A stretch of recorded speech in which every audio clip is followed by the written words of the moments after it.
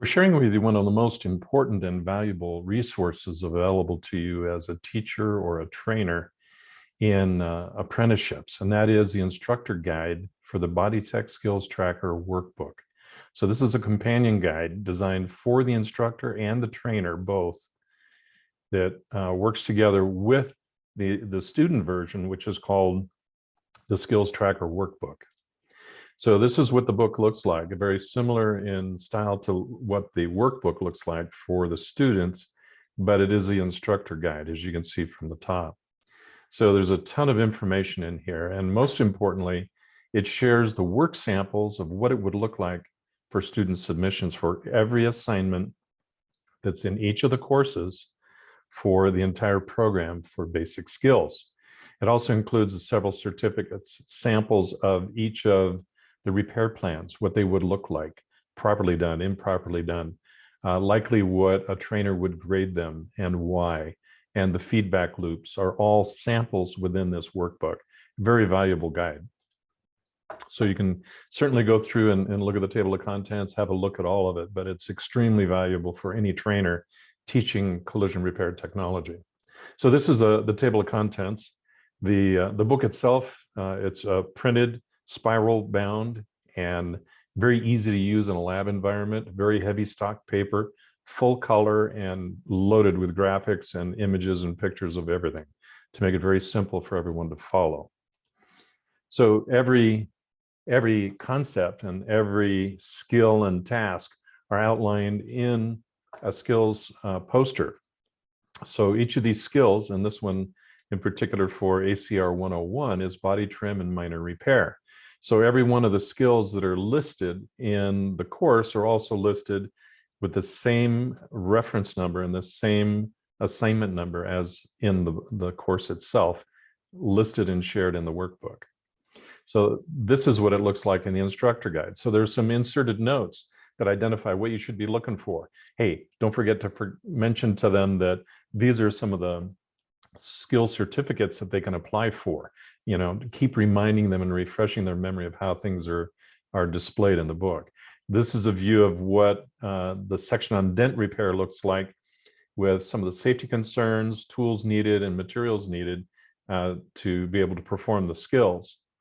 And then this is what the instructor guide page looks like for the same page. So it has some inserted notes and suggestions and things that you can do, things you would be looking for each of the students. So this is, again, the workbook version, the student version, and then this is the inserted notes and captions for the instructors and the trainers to help them stay on target with what they'd be looking for and some of the key tips and tricks that they can use to help them understand better.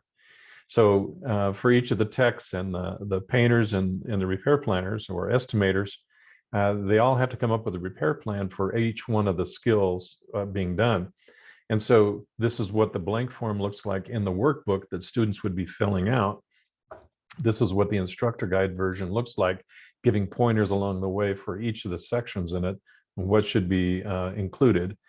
And then there's a spot on the flip side of each of the repair plans for each of the students to enter what are some of the challenges you had with this particular task. What are some of the things you're going to do the same way? What are you going to do differently next time? And what have you learned from this activity? This helps them kind of solidify the lessons learned and how to keep improving time and time again as they repeat each skill. Again, this is a journal entry for the instructor guide. It identifies what they would be inserting there and what it would look like. Now this page, the next couple of pages, are intentionally flipped sideways, as this is how they are printed in the book, to make it easier for flip the book sideways and look at what samples of what students might submit for this assignment. And it's all, again, cued in for each of the assignments in the book. So this is something that somebody might submit. This is another version of what someone might submit for the same assignment. And again, it's intentionally flipped, but we'll rotate it the other way to make it easier to view. This is what a repair plan would likely look like for this assignment. Again, already filled out by hand, identified, again, as a guide for the instructor to know what would be an acceptable repair plan for this assignment. In this particular case, the trainer graded them with a 2 instead of a 3, the highest score you can get. But if you look at the notes and the trainer's feedback near the bottom, it identifies what it is. Well, you had a good plan, but you didn't finish step number 7 in your plan. Too many 180-grit scratches, finish with a DA and resubmit it. So this is giving an idea of what it might be like. And not everything is perfect. Nobody gets a trophy for just coming in second best here. This is a process of improvement where they need to hear what it is that they're not doing exactly right to your expectation. So for the trainer, this helps them understand what they would be looking for and how they would critique the work. And for the teacher, this also gives an idea, because this is going to be submitted along with the photographs, and they can kind of, have a look at it. And if there's a disconnect between them and the trainer as to why they would grade this a particular way, they can have a discussion about it outside of the classroom setting and out of earshot of their trainee. This helps them be able to stay on target and work better together. Again, here's a sample of what the reflection or journal entry might look like on the backside. There's some inserted definitions to make sure everybody's using the same terminology. There's so many different terms used throughout the industry from coast to coast, and makes it difficult for a person that migrates from one area of the country to another to use the same language. They almost have to identify what are the terms, what is meant by a small dent or a large dent or an express dent, and help them understand so they're on the same page when it comes to the methodology of repair. So in the instructor guide, again, a couple of notes in there. Identify why it's important to identify those differences. Helps them understand more as a trainer what they need to do to help each of the apprentices. So again, here's the plastics repair page. Very similar to the previous ones, and most of them in there are like a section heading. And this is about plastic repair. This is what it looks like for the SOP that they're using. In some cases, we use a 3M SOP. In most cases, we'll be using CCI's own proprietary SOP for the process. And in all cases, we always refer them to the manufacturer. If there's a procedure from the manufacturer for this, you should follow that as a guide first. So here are some additional work samples of plastic repair. And again, we flip these in order to be able to view them a little bit easier. But as you can see each of the steps. These would be representative of the photographs that a student might submit for each of these assignments. Here's another sample of the repair plan for that process, the tools and materials needed. What are the tasks they're going to have to complete? This is helping them start thinking correctly about planning the repair.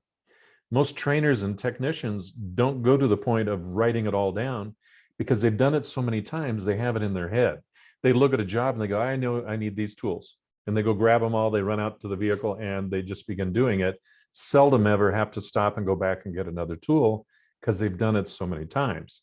That's not the case with a trainee. They need to be taught how to think this way. And so doing these repair plans, getting them approved by their trainer, and then going about and following those plans helps them get on that path to where ultimately they're not going to need these repair plans any longer.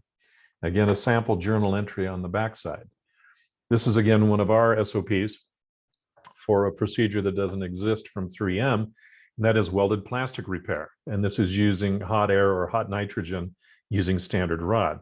And so there's an included QR code where they can actually hit that with their camera, take a snapshot of it, and takes them to a video that shows how to do this. So even though it's a digital video running from one of our servers, they don't actually need to have a computer to do that. They can do it right in the shop or right in the stall, right next to where they're working and doing this job. And they can pull their phone out, take a snapshot of it, opens the website, opens the video, and begins playing. They can pause it wherever they need to, and then jump right into that process, do it, and then continue and do the next step. It's very helpful for our learners of today to follow this kind of a process.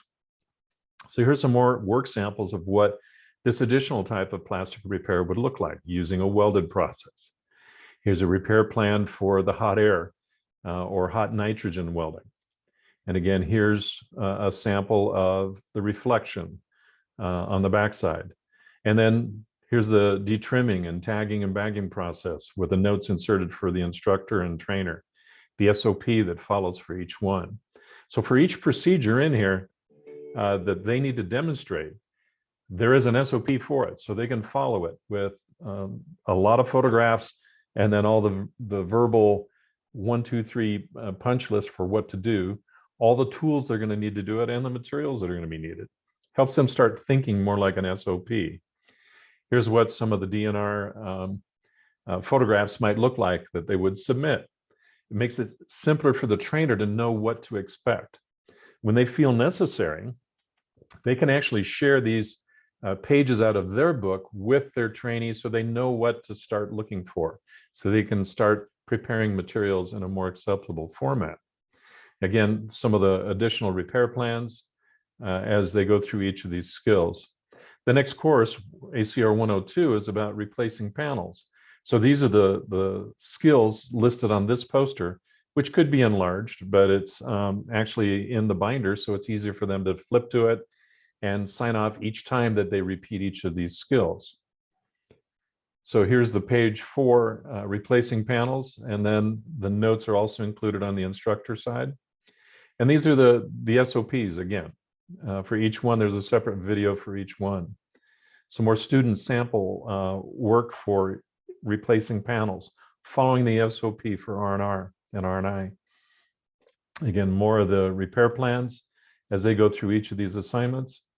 And then applying cavity wax and corrosion protection and seam sealers, weld and spark protection, replacing door skins, the full gambit of skills that a technician needs from zero to hero are included in the workbook. It helps them stay on target. As they migrate toward the refinishing side, sanding and paint preparation and ACR 161, this helps them track those skills there as well. So sanding and paint prep, they go through and they learn how to track each of those skills that they need to have to be a professional to prep cars and make them ready for refinishing. The next course is dealing with automotive detailing, 164. And so again, they go through the similar process. Once they've been through one of these courses, it makes it much easier for them to follow along using the same guides. There's some things that you should assign to techs and things you shouldn't assign to techs as they're learning as a brand new apprentice. So this guide kind of helps them understand what things to avoid. There's also a complete list of entry-level technician tools. Again, you may vary the list slightly, but this helps them know what they should be looking for and maybe something that they already have provided to them by their sponsoring institution.